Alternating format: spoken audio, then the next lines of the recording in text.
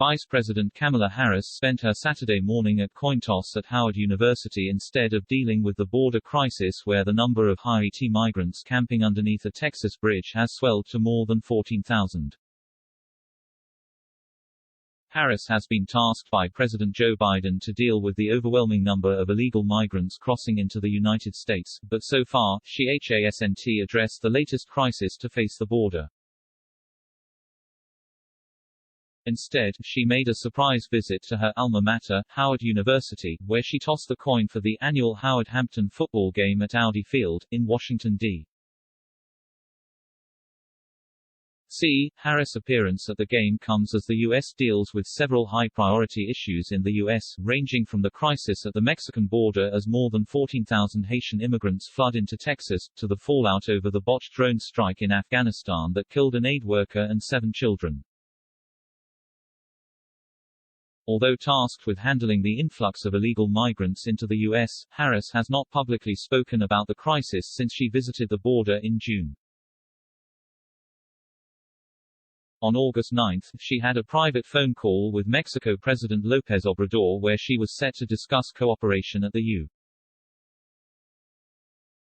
U.S. Mexico border to curb the stream of illegal immigration during the pandemic and as American agencies become overwhelmed. U.S. authorities encountered more than 195,000 migrants at the Mexican border in August, according to government data released on Wednesday. The Biden administration has begun preparing deportation flights to Haiti in order to curb the number of undocumented migrants flooding into Del Rio, Texas, after nearly 14,000 immigrants began camping in the area as thousands continue to arrive. Department of Homeland Security officials are planning as many as 8 flights per day to Haiti, starting on Sunday, about a week since President Joe Biden canceled repatriation flights to Haiti. Haiti, which is recovering from a magnitude 7.2 earthquake that killed more than 2,000 people and damaged more than 100,000 homes, is prepared to only accept at least 3 flights a day, but Biden's administration will push for the 8, The Washington Post reported.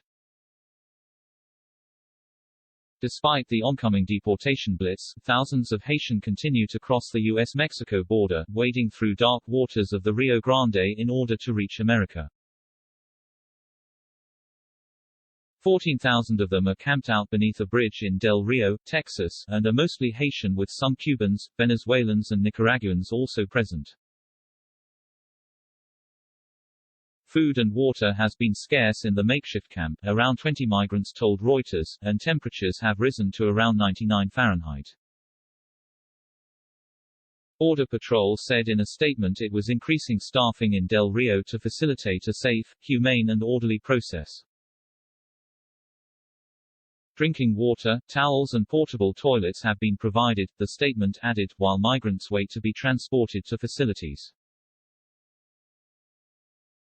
Texas Governor Greg Abbott said Thursday that he directed state troopers and the Texas National Guard to shut down 6 points of entry along the southern border at the request of U.S.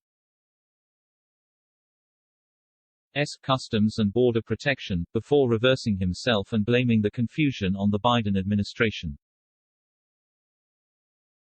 6 hours after U.S. Customs and Border Protection requested help from Texas to close ports of entry and secure the border, the Biden administration has now flip-flopped to a different strategy that abandons border security and instead makes it easier for people to cross illegally and for cartels to exploit the border, Abbott said in a statement.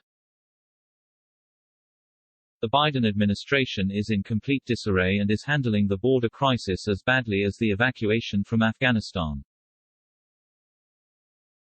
I have directed the Texas Department of Public Safety and the Texas National Guard to maintain their presence at and around ports of entry to deter crossings, added the governor. On Saturday, Harris joined in the revelry as the game, dubbed Truth and Service Classic, marks the 96th meet between the two elite historically black universities and the first football game held at Howard's newest stadium. Many on Twitter were quick to criticize the vice president's appearance after her work earlier in the summer traveling to the border to assess the immigration situation amid the pandemic.